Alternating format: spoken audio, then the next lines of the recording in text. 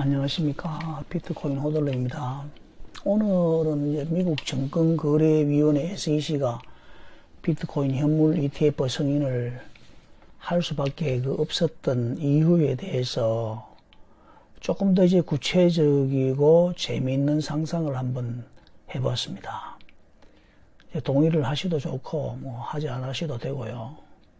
무슨 말씀인가 하면 우리가 이제 아는 대로 본 대로 말하자면 게리 겐슬러 SEC 위원장의 비트코인 현물 ETF 승인의 그 표면적 이유는 그레이스 케일과의 소송에서 이제 패소한 것이라고 보는 것이 타당합니다. 그런데 이제 이것이 그 이유의 전부일까? 이런 어떤 생각에서 이제 시작되는 것인데요. 물론 이제 이것을 보면서 대부분의 사람들은 이렇게 생각할 겁니다. 야, 역시 미국은 법치주의답구나. 법원이 어떤 판결을 내리니까 저렇게 권위가 있네. 행정부나 입법부도 법원의 결정을 어떻게 할 수가 없구나. 이렇게 좋게 생각을 하고. 그런데 이제 마음 한편에서는 어떻게 보면은 그 수년에 걸쳐서 비트코인 현물 ETF 승인을 이제 미루어 오지 않았습니까?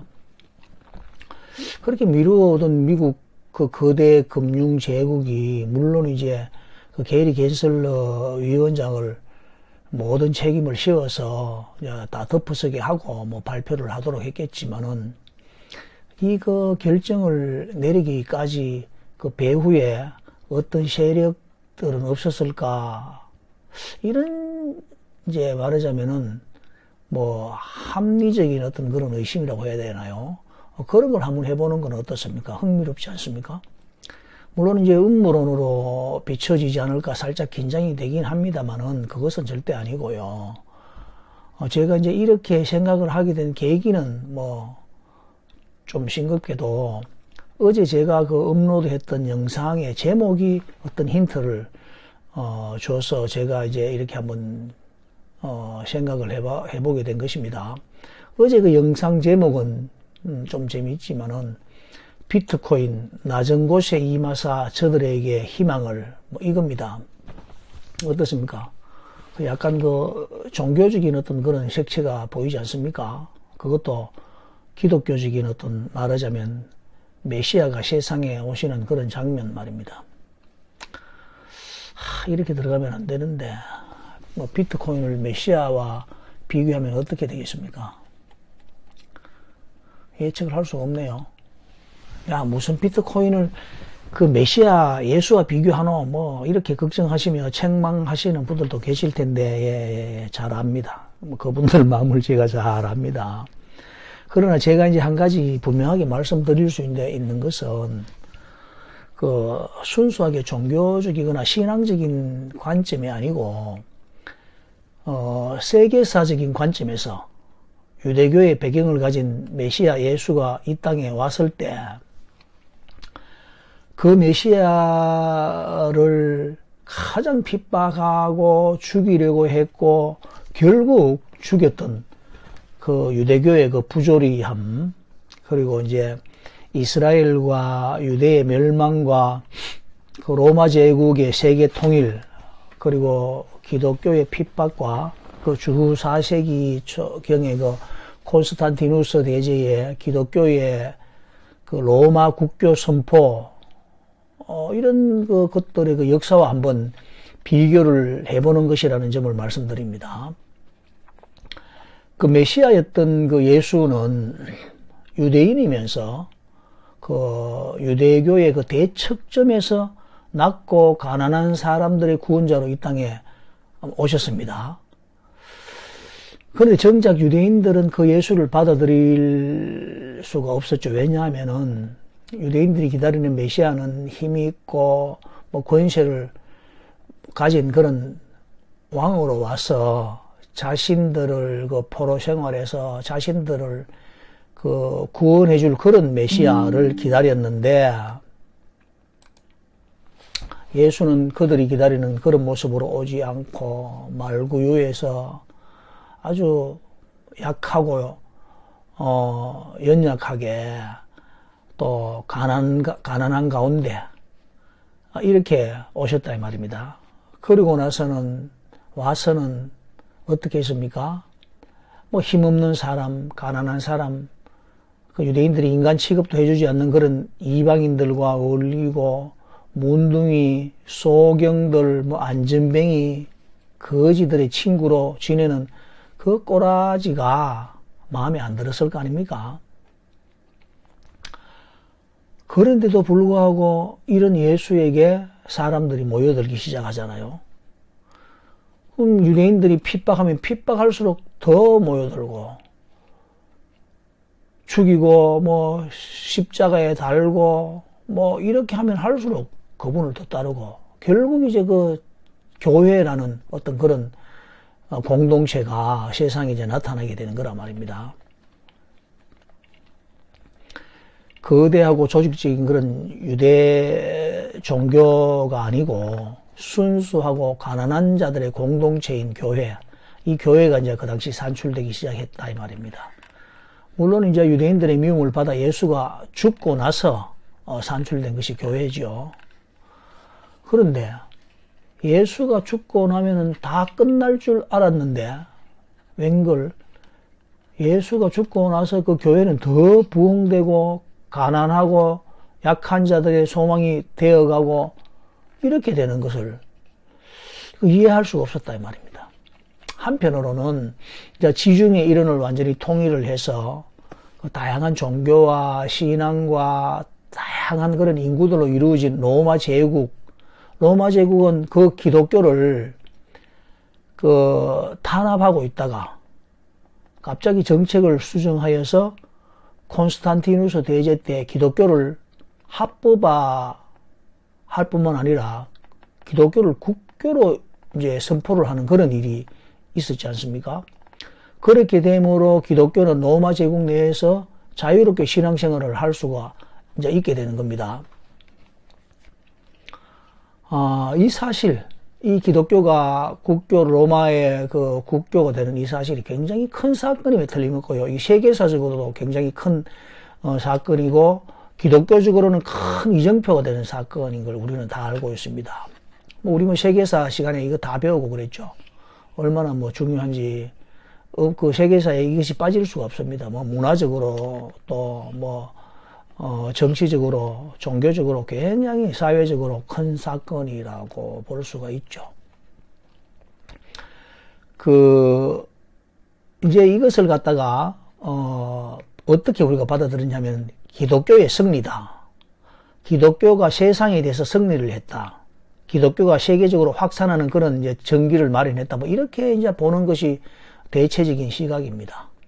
근데 과연 이것이 전부이겠습니까? 정말 그리스도인이고 우리가 성경을 보게 되면은 그것이 전부가 아니라는 것을 나중에 알게 됩니다. 그 이야기까지 하면 참 이야기가 길어지는데요. 가능하면은 좀 간단하게 그것을 한번 제가 말씀드려 보려고 합니다. 로마 제국이 이제 기독교를 국교로 선포한 것이 그 콘스탄티누스가 그 자의로만 정말 자신들이 원해서 그렇게 선포했을까라는 물음을 한번 해볼 필요가 있습니다. 로마 제국이 그전에는 기독교인들을 핍박하고 그 당시 바울도 예수 이름 부르는 사람을 잡기 위해서 바울이죠. 말하자면 그리스도인들을 잡으러 가다가 예수를 다메섹이라는 곳에서 예수를 만났거든요. 만나서 사울이었는데 이름이 바울로 개명을 하면서 예수를 전하는 사람이 됐는 그런 역사적인 성경에 기록이 있습니다. 그건 두고 어쨌든 그 당시에 로마는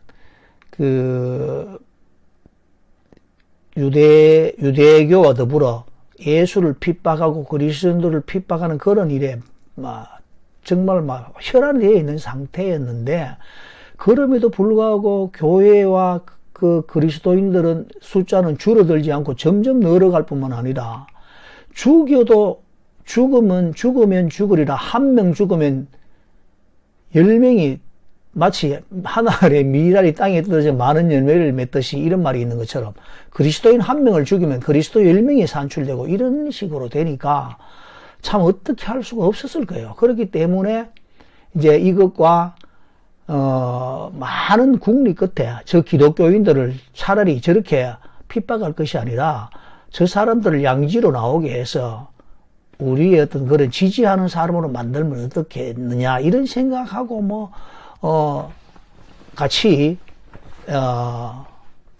말하자면은 합해져서 모든 것이 그렇게 이제 합해져서 아마 기독교를 국교로 선포하지 않았겠느냐라는 그런 우리가 상상을 충분히 해볼 수 있습니다. 그렇게 되면 자기 어떤 정치적인 어떤 그런 지지 기반이 될 수도 있고 그런 것이죠. 그러니까 일석이조, 일석삼조의 어떤 그런 정책을 편 것이라고 볼 수 있습니다. 이것은 이제 기독교 역사상으로는 하나의 큰 이정표가 되었다고 평가하고요. 기독교의 아까도 말했다시피 부흥 이런 면에서만 많이 우리가 기억하고 있지 이것이 기독교의 어떠한 문제를 만들었는지 대해서는 제가 조금 이따가 한번 그것을 한번 말씀드려 보겠습니다. 어떻게 기독교가 그것 때문에 어떤 영향을 받았는지. 자, 이까지 이제 제가 영상을 만들면은 비트코인을 보유하고 계시거나 비트코인을 공부하신 분들은 더 이상 비트코인 호들러는 더 이상 설명이 없어도 더 이상 설명하는 것은 시간 낭비겠죠. 이게 무슨 이야기구나 하는 걸 벌써 눈치를 채셨을 거라고 저는 생각이 됩니다. 그렇지만은 제가 또 이거 영상을 마무리해야 하는 입장에서 이렇게 끝낼 수는 없으니까 제가 조금만 더 말씀드려 보자면은 지금 이 시대의 월가와 유대금융자본은 이제 비트코인을 어떻게 보고 있느냐. 굉장히 싫어합니다. 극도로 싫어합니다. 유대교에서 메시아 예수를 싫어하는 것처럼 로마 제국에서 그 당시 그리스도인들, 예수쟁이들을 싫어하는 만큼 비트코인을 싫어했다고 보면 됩니다. 정말 그런 것 같아요. 그래서 비트코인이 탄생 이후에 지금까지 저 사람들은 비트코인을 470여 차례 죽이려고 시도를 했고 사형 선고를 내렸습니다. 그런데 비트코인은 어떻습니까?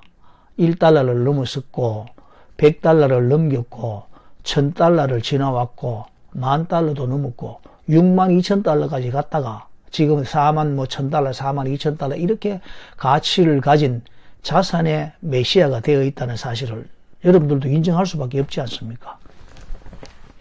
유대금융들은 이제 유대인들처럼 그 월가의 SEC와 월가의 그 SEC 그리고 블랙록, 피델리티, 그레이스 케일 그 다음에 이제 로마 제국과 같이 비트코인을 핍박하다가 비트코인을 글로벌 통화로 평가하면서 그 주류 사회 안으로 그 받아들였다는 어떤 그런 사실을 이제 얼마 전에 그 선포하게 되는 것입니다. 계리 개설을 통해서. 겉으로는 그냥 그렇게 선포를 하고 내가 그 그레이스 케일과의 어떤 그 법정 소송에서 져서 뭐 이렇게 할 수밖에 없었다고 하지만은 그동안에 비트코인을 죽이려고 해서는 되지 않고 그럴 바에야 비트코인을 우리가 주류로 불러내서 이걸 우리가 통제하도록 해보자. 이런 어떤 계산이 깔린 가운데 이제 비트코인 현물 ETF를 승인한 것이 아닌가. 이렇게 이제 상상을 하면서 제가 이제 이 영상을 만들어 가고 있다는 것입니다. 자, 그러면은 기독교와 비트코인의 운명은 이제 앞으로 어떻게 될 것인가. 이것이 사실은 오늘 영상의 핵심 관점입니다. 비트코인이 SEC의 현물 ETF 승인을 받아서 그냥 마치 기독교가 로마의 국교로 선포되는 것처럼 그냥 우리가 마냥 좋아하는 어떤 그런 것으로 끝이냐. 그 이면을 한번 보는 것이 오늘 이 영상의 주제라는 것입니다. 사실 이 로마 제국 그 콘스탄티누스의 대제의 그 기독교의 국교 선포는 겉으로는 기독교의 그 세계적 확산이라는 어떤 그런 이정표를 세운 것으로 평가할 수 있지만은 실제로 기독교 성경을 보거나 그리스도인들은 이때부터 기독교가 정치적으로 야합을 하고 조직적으로 거대해지고 세상적으로는 하락하고 종교는 타락하고 순수한 교회하고는 전혀 다릅니다. 이 종교라는 것은 교회는 종교적인 것이 아닙니다. 예수님이 왔을 때 그때 교회는 종교적인 조직이 아니라 순수한 작은 어떤 그런 한 무리 예수의 이름을 부르고 떡을 떼고 이렇게 그 말씀이 있고 이런 어떤 순수한 공동체가 바로 교회인데 이 교회가 점점 커지고 조직화되고 정치적이 되고 이렇게 되어가는 그것을 우리가 다 이제 말하자면은 놓쳐버린 상태 이런 상태를 갖다가 우리가 이제 지금 기독교라는 어떤 그런 종교적인 관점에서 보면은 다 벌써 잃어버린 것이 되고 그렇다는 것을 우리가 이제 한번 봐야 되는 것이고요.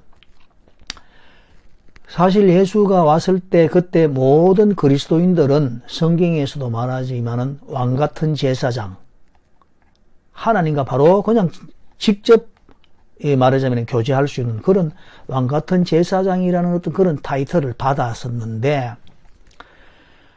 기독교의 그 국교 선포 이후 교회는 어떤 식으로 변질되었냐 하면은 메시지를 전하는 성직자가 따로 있고 그리스도인들은 그냥 평신도라는 어떤 듣지도 보지도 못하는 어떤 그런 정체불명의 이름으로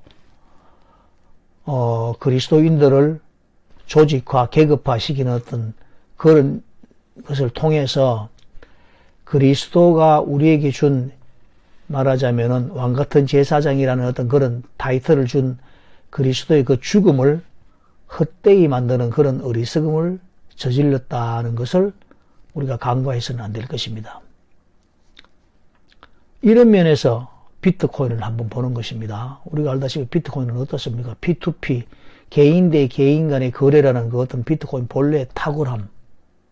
이것이, 마치 우리가 아까 우리 그리스도인은 왕같은 제사장이라는 그런 관점으로 보자면은 비트코인은 그렇게 가난한 사람들에게 은행 계좌가 없는 그런 사람들에게도 우리가 자유롭게 이 자산을 움직일 수 있고 자기의 자산을 지킬 수 있는 그러한 운명으로 태어난 비트코인을 마치 성직자 계급인 유대인의 랍비 같은 유대 금융자본과 로마 제국 같은 월가의 블랙록, 그레이스케일, 피델리티라는 자산 운용사들에게 이 순수한 비트코인의 운명을 맡겨버리는 결정을 그저 바라만 보고 있는 상황은 아닌지 묻고 싶다는 것입니다.